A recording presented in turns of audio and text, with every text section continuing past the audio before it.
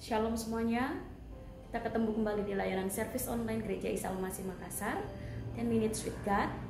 Siapkan waktu, kita akan membaca merenungkan sebagian dari kebenaran firman Tuhan. Dan mari terlebih dahulu kita satu di dalam doa. Kami datang kepadamu Tuhan, mengucap syukur buat segala kebaikan-Mu. Engkau baik bagi kami, Engkau setia bagi kami. Terima kasih banyak. Saat ini kami akan membaca merenungkan sebagian dari kebenaran firman Tuhan. Ajari kami untuk mengerti firman-Mu. Engkau berikan hikmat kepada kami. Dalam nama Tuhan Yesus. Haleluya. Amin. Mari pagi hari ini saya mengajak kita semuanya membuka firman Tuhan yang belakangan ini sering kita baca. Kita buka Kisah Para Rasul 1 ayat 8. Tetapi kamu akan menerima kuasa kalau Roh Kudus turun ke atas kamu. Dan kamu akan menjadi saksiku di Yerusalem dan di seluruh Yudea dan Samaria dan sampai ke ujung bumi. Saya percaya sebagai orang percaya, sebagai orang yang mengasihi Tuhan saat ini, kita sudah mengenapi firman Tuhan yang pagi hari ini kita baca. Kita menerima kuasa yang dari Tuhan. Kita tidak sendirian. Kita punya Roh Kudus di dalam kehidupan kita. Dan pagi hari ini judul renungan saya berikan tema diberikan kuasa untuk menang, untuk memperingatkan kita semua sebagai anak-anaknya. Kuasa yang Tuhan berikan kepada kita, saya percaya diberikan agar kita beroleh kemenangan dalam menjalani kehidupan di dunia ini. Saya percaya sebagai Bapa yang baik, sebagai Tuhan, Dia memberikan kuasa kepada kita ketika Dia naik ke surga. Dia tidak tinggalkan kita sebagai yatim piatu, tetapi sebagai Bapa yang baik, Dia sudah mempersiapkan yang terbaik buat anak-anaknya, buat orang percaya. Dia tinggalkan kuasa itu, Dia berikan kuasa itu. Agar apa? Agar kita pada akhirnya menjadi orang yang menang, beroleh kemenangan di dalam Tuhan, menjadi pemenang. Karena saya percaya itulah kerinduan Tuhan, kerinduan Bapa kita, dan saya percaya kerinduan kita semuanya. Tidak ada orang yang tidak rindu beroleh kemenangan, tidak ada orang yang tidak mau menang. Semua kita, saya percaya, rindu mengalami kemenangan. Tidak ada orang yang mau terus gagal dan gagal lagi. Tidak ada orang yang mau selalu kalah. Tapi semua orang pada umumnya selalu mempunyai kerinduan menjadi pemenang.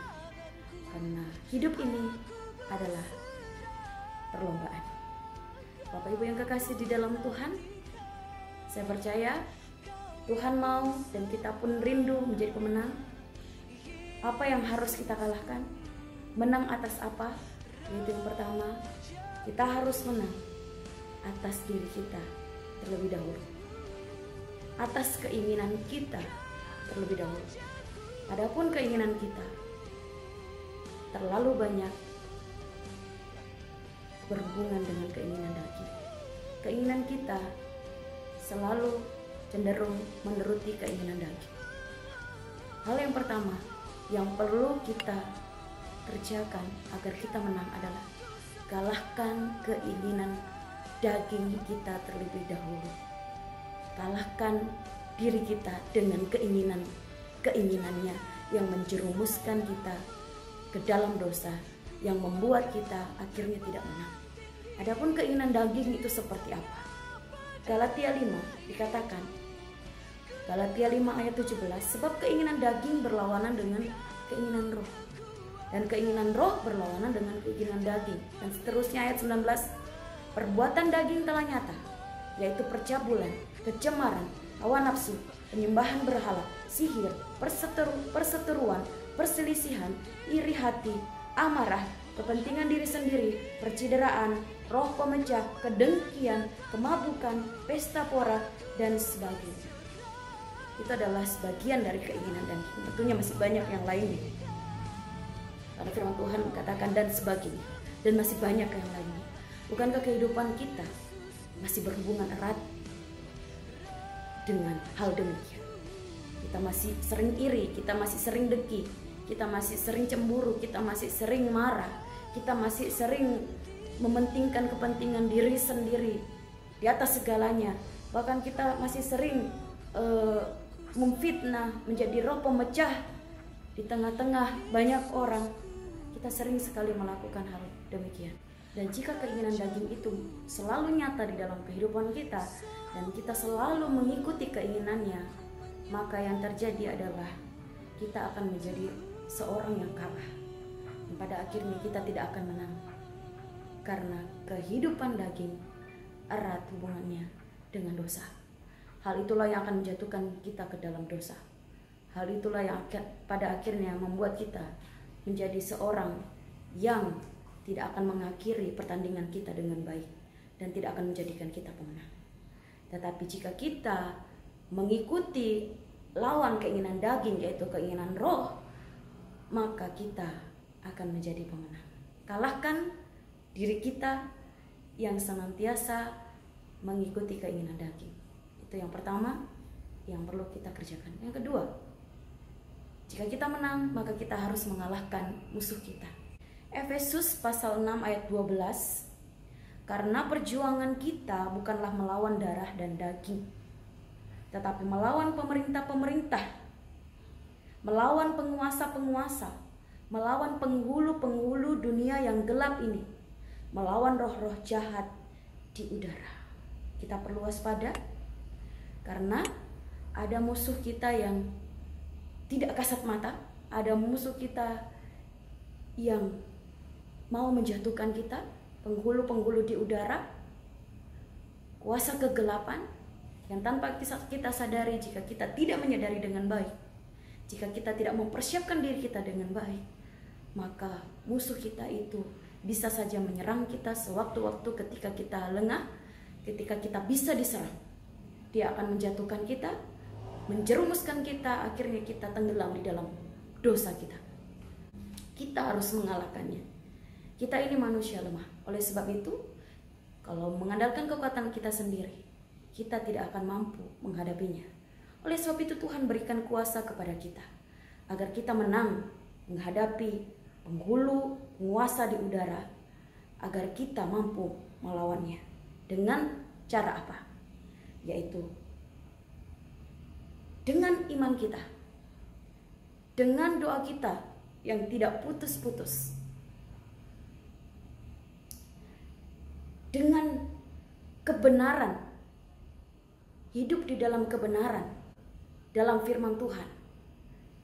Seperti yang saya jelaskan tadi, hidup dalam kebenaran, kita lawan dengan iman yang teguh, kita lawan dengan doa yang tidak putus-putus kepada Tuhan. Itulah senjata kita, itulah kuasa Tuhan yang diberikan kepada kita. Kita pakai, jika kita menggunakannya, maka kita akan mampu melumpuhkan si jahat, maka kita akan mampu melumpuhkan penguasa-penguasa di udara. Jika kita lengah, jika kita tidak berdoa, jika kita tidak beriman kepada Tuhan, tidak percaya firman Tuhan, jika kita tidak hidup di dalam kebenaran, sesungguhnya kita sedang membuka celah, membuka jalan buat si jahat untuk merongrong kehidupan kita, untuk menjatuhkan kita, untuk membuat kita menjadi seorang yang kalah. Dan pada akhirnya kita akan bersama-sama dengan dia. Dia akan bersorak-sorak karena kita kalah, karena kita tidak menjadi pemenang dan menjadi milik Tuhan. Kerinduan Tuhan buat kita adalah kita menjadi umat pemenang, karena pada akhirnya hanya orang yang menang yang akan memerintah bersama-sama dengan dia. Saudaraku, saya percaya keadaan di sekitar kita mengingatkan kita di mana posisi kita saat ini. Kita sedang berada di posisi akhir zaman. Semua orang tahu itu. Biarlah kita jangan menyia-nyiakan apa yang kita sudah perjuangkan di dalam kehidupan kita. Jadilah pemenang. Jangan menyerah, jadilah pemenang. Karena Tuhan sudah memberikan kuasa kepada kita untuk menjadi pemenang. Siapkan diri kita hari ini untuk menjadi pemenang. Minimal hari ini, dimulai dari hari ini, Jadilah pemenang di hari ini, agar kita selanjutnya menjadi orang yang menang. Tuhan akan senantiasa menyertai kita, karena kuasanya sudah diberikan kepada kita, agar kita menjadi pemenang. Tuhan Yesus memberkati. Kita berdoa. Tuhan, tolong kami hari ini, agar kami menjadi pemenang. Menang atas masalah kami, menang atas pergumulan kami, menang atas kehidupan kami. Dan kami boleh menjadi orang yang mempermuliakan nama Tuhan di sepanjang kehidupan kami. Dan kelak kami akan bersama-sama dengan Tuhan. Terima kasih banyak Tuhan. Dalam nama Tuhan Yesus kami berdoa. Haleluya.